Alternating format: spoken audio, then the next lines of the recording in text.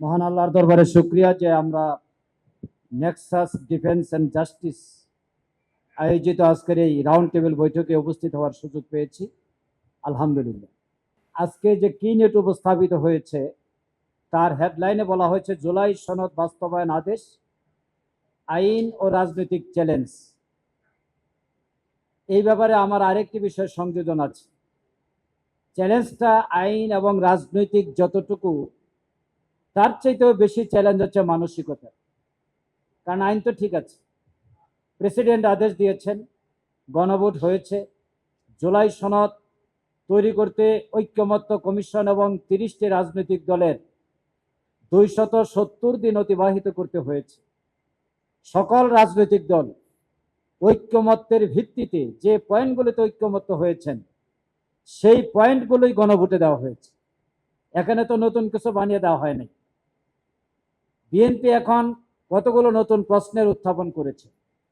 ওনারা কিছু কিছু বিষয় বলছেন তাদের নোট অফ ডিসেন্ট আছে। সিদ্ধান্ত যখন হয়ে যায়, যারা তার সাথে একমত হন না সেটা নোট অফ ডিসেন্ট থাকতে পারে, এটা দোষের কিছু নয়। কিন্তু নোট অফ ডিসেন্ট কোনোদিন সিদ্ধান্ত হইতে পারে না। এর বহু নজির বাংলাদেশে আছে, সর্বোচ্চ আদালতে আছে। আপিলেট ডিভিশনে অন্তত 5টি জাজমেন্ট ছিল নোট অফ ডিসেন্টিং জাজমেন্ট, কিন্তু নোট অফ ডিসেন্টিং জাজমেন্টের কারণে সেগুলিতে কার্যকর হওয়া থেকে বিরত থাকে নাই। শহীদ আব্দুল কাদের মোল্লার মামলায় একজন বিচারপতি সম্পূর্ণ দ্বিমত পোষণ করে জাজমেন্ট দিয়েছিলেন, কিন্তু তার ফাঁসি তো আটকে থাকে নাই। আল্লামা সাঈদীর মামলায় 4 জন বিচারপতি, রায় হয়েছিল 3টা, একজন মৃত্যুদণ্ড, একজন খালাস, আর 2 জন আমৃত্যু কারাদণ্ড। এখানে তো 3টা ডিসেন্টিং বক্তব্য ছিল, কিন্তু সাঈদী সাহেব তো 13 বছর কারাগারে থাকা অবস্থায়, চিকিৎসা বঞ্চিত অবস্থায় শেষ পর্যন্ত আল্লাহর কাছে চলে গেলেন। সুতরাং ডিসেন্টিং বক্তব্য এটা কোনোদিনও সিদ্ধান্ত পরিবর্তন করে না। বিএনপি একটা রং বক্তব্য দিয়েছে। পার্লামেন্টে দাঁড়িয়ে তারা বললেন গত কয়েকদিনে, প্রথমে বললেন, শেষ দিন বলেছেন যে নির্বাচন কমিশন সংবিধান লঙ্ঘন করেছে। আইন প্রণয়নের জায়গায় এই বক্তব্যটা দেওয়া হয়েছে, এটার একটা অফিসিয়াল ভ্যালুস আছে। নির্বাচন কমিশন আইন লঙ্ঘনকারী হয়ে থাকেন, সংবিধান লঙ্ঘনকারী হয়ে থাকেন, তাহলে এই প্রতিষ্ঠানের কাছে আপনারা শপথ নিলেন কেন?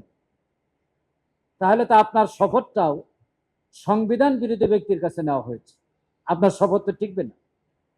আপনি শপথ টিকাইতে চাচ্ছেন, আর নির্বাচন কমিশন সংবিধান লঙ্ঘনকারী ব্যক্তি হিসেবে চিহ্নিত করছেন, কারণ উনি আরেকটি শপথের কাগজ দিয়েছিলেন। এই কারণে তার কারণটা কিন্তু আইনি নয়, রাজনৈতিক নয়, এটা মানসিকতা। বাংলাদেশে 55 বছরেও এই ধরনের সুবিধাবাদী রাজনীতির মানসিকতার পরিবর্তন হয় নাই। 72 সালের সংবিধান, এরপরে এটার কবর রচনা করা হলো 4র্থ সংশোধনের মাধ্যমে, এরপরে আবার 75-এর পট পরিবর্তনের পর এখানে 77 সালের গণভোট, এবং যে প্রেক্ষাপটে যত পরিবর্তন হয়েছে, এই পরিবর্তনগুলো তো একটি মানসিকতাকে সামনে রেখে একটি পরিবর্তন করা হয়েছিল। আজকে এত বছর পর মানুষ তার গণতান্ত্রিক রাইটটা অ্যাপ্লাই করেছে। সবার প্রত্যাশা ছিল যে আমরা আর পূর্বের অবস্থায় যাব না, কিন্তু অলরেডি আমরা পূর্বের অবস্থায় চলে গেছি।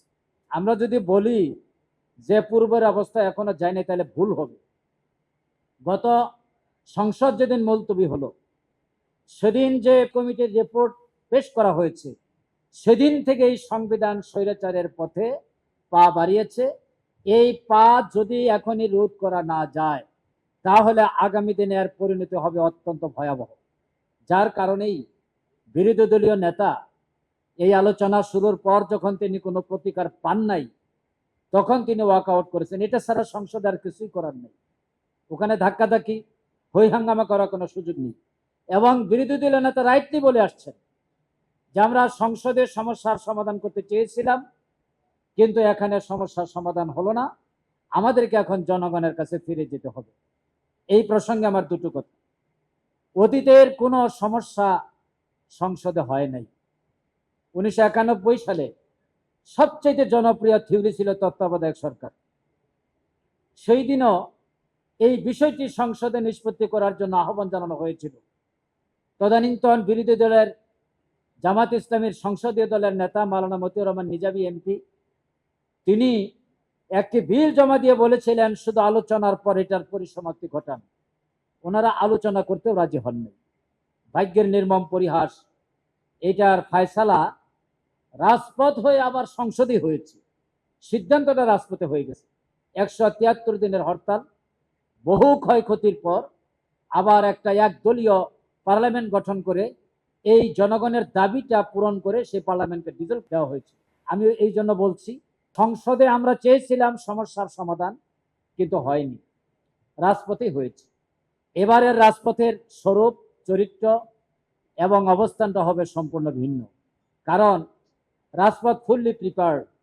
আগে এটা প্রস্তুতি নেওয়ার জন্য অনেক সময় লেগেছে। আমার মনে হয় না এখন আমরা যত ব্যাখ্যা এখানে দিচ্ছি, অনেক বেশি ব্যাখ্যা গ্রামের লোকেরাও জানেন। যখন সংলাপ হচ্ছিল ঐক্যমত্য কমিশনের আর নোট অফ ডিসেন্ট দিচ্ছিল, টেলিভিশনের পর্দায় দেখে ওনারাই মন্তব্য করছেন এরা ক্ষমতায় গেলে এটা একটা বাস্তবায়ন করবে না। পাবলিক সেন্স ক্লিয়ার হয়ে গেছে। সুতরাং জনগণ চেয়েছিল একটি স্বৈরাচারের পতনের সাথে সাথে স্বৈরাচারী ব্যবস্থার পরিবর্তন। সেটা যখন দেখতে পাচ্ছে না, জনগণ সেই ব্যবস্থা পরিবর্তনের জন্য সর্বোচ্চ ত্যাগ স্বীকারে প্রস্তুত আছে।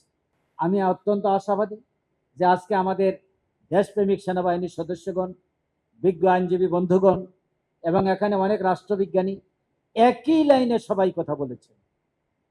আমরা কেউ হতাশ নই, তবে উদ্বিগ্ন, আমরা উৎকণ্ঠিত। কারণ এত আন্দোলনের পর কিভাবে প্রকাশ্যভাবে, একজন ভাই বলেছেন ডাকাতি করা হয়েছে, ডাকাতির চাইতেও ভয়ঙ্কর। কারণ জনগণের রায়কে এখানে অবজ্ঞা করা হচ্ছে, অস্বীকার করা হচ্ছে এবং সাংবিধানিক ভুল ব্যাখ্যা দিয়ে জনগণের সাথে পুরা প্রতারণা করা হচ্ছে। প্রতারণার ফল কোনোদিনও ভালো হয় না। এখনো সময় আছে। আমাদের একজন বিজ্ঞ লয়ার বলেছেন আফটার 6 মান্থ, মানে 180 দিন পরে যেহেতু এই সংস্কার পরিষদের মেয়াদ শেষ হয়ে যাওয়ার কথা বলা আছে, এইটাই যদি কার্যকর না থাকে তাহলে এইটা বাস্তবায়নের জন্য সেকেন্ড যে পার্লামেন্ট সেটা থাকার কোনো প্রয়োজন আছে বলে মনে হয় না। আমার মনে হয় যে এই 180 দিনের মধ্যে সরকারি দল তাদের সুবুদ্ধির পরিচয় দিবেন এবং সংস্কারের মাধ্যমে সংবিধানের যে বিষয়গুলো আছে সেটা জাতির সামনে তারা উপস্থাপন করে সংস্কার করে বাংলাদেশকে স্বৈরাচারী ব্যবস্থার কবল থেকে মুক্ত করবেন, এই প্রত্যাশা আমি রাখি। আপনাদের সবাইকে ধন্যবাদ। আমি বাংলাদেশ জামাত ইসলামীর পক্ষ থেকে আয়োজকদেরকে, আলোচকদেরকে, অংশগ্রহণকারী সকল ভাইদেরকে এবং মিডিয়া ব্যক্তিদেরকে আন্তরিক ধন্যবাদ জানাচ্ছি। আসসালামু আলাইকুম রহমতুল্লাহ।